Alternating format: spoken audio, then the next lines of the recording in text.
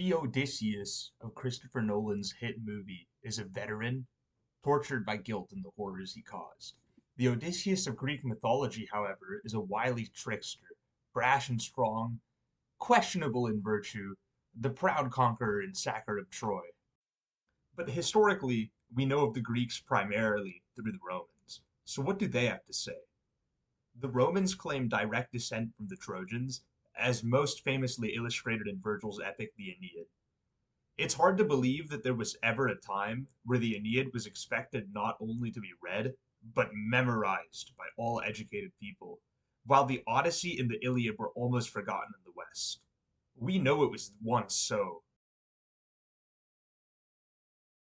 Obviously, Odysseus, or in Latin, Ulysses, is not given such a positive treatment there.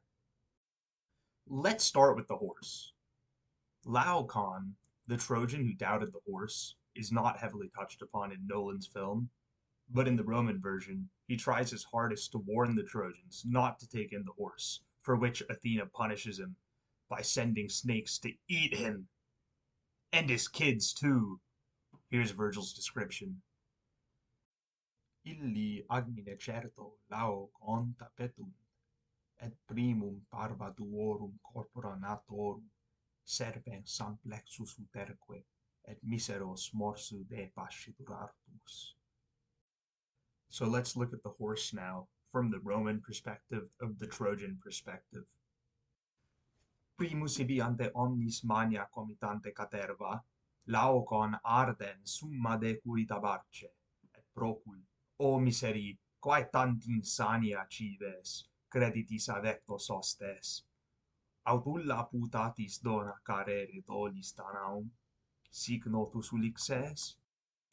Aut hoc inclusi ligno occultantur archivi, aut ecin nostros fabricatas machina muros. Inspectura domos, venturaque de super urbi, aut aliquis latet error. Equo ne credite teucri, quidquid est, timeo Danaos, et dona ferentes. We see here that Virgil has Laocoon refer to Odysseus as a known trickster and that he doesn't trust in Greek gifts. This shows that the Romans already had a conception of Odysseus as a dirty player and the Greeks as deceitful ruse makers. Laocoon appeals to what the Trojans already believe about the Greeks. This is also quite different from Nolan's movie, where the Trojan horse was itself the original violation of the rules of war, the unspeakably treacherous and surprising act, itself ushering in Odysseus's bad reputation. In Virgil, he already had this reputation well before the fall of Troy.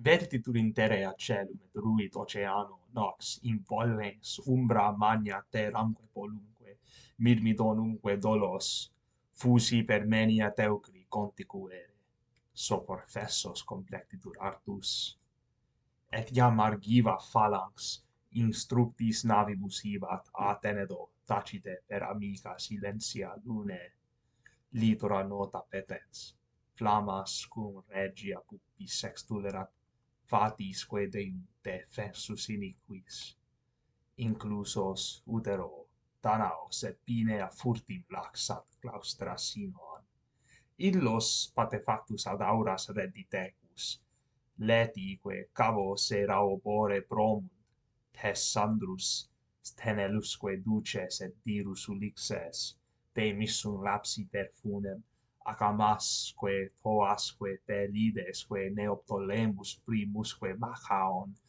et Menelaus et ipse doli fabricator epeos invaduntur somno vinoque sepultam ceduntur vigiles portisque patentibus omnis accipiunt socios ad quagmine conscia iungunt. Just in case, Virgil chose to make sure he especially called out Odysseus as Dirus. Dirus carries the sense of cruel, dreaded, terrible, appearing in phrases like Dirum mortalibus omen, a dreaded omen to mortals. The three most feared deities of all, the three Furies, are called Diri. Greek and Roman poetry are full of epithets, and the Greek polymatus, or with Nolan, complicated man is here cast in the same language as Furies, omens of death, and predictions about the end of the world. As another example, consider how the Christian saint and church father Augustine treats Odysseus in his magnum opus, City of God. Augustine writes shortly after the sacking of Rome by the Visigoths in 410. This sack really was a shock, the first time Rome had been captured by a foreign invader in more than 6 centuries, since long before it had an empire.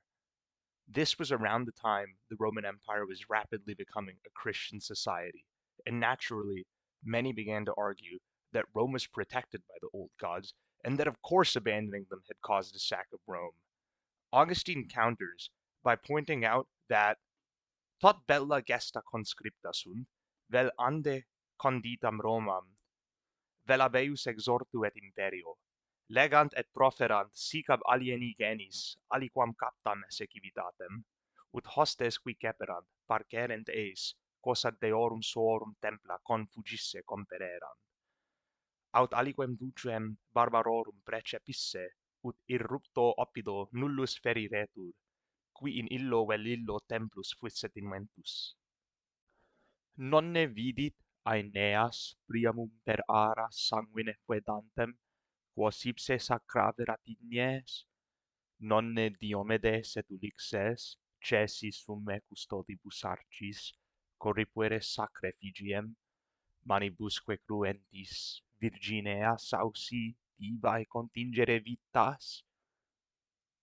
Postea quippe vicerunt, postea Troiam ferro ignibusque deleverunt, postea confugientem ad aras priamum obdrum caverunt. To put it a different way, even praying to the gods doesn't save you from such terrible people as Odysseus, the sort of guy who would stoop so low as to desecrate temples. Of course, Augustine points out that this is hardly unusual in war, and many people, both before and after him, also mistreated foreign gods and violated temples. So there you have it, some short anecdotes into the Roman view of Odysseus. You can really contrast how he's depicted in each retelling.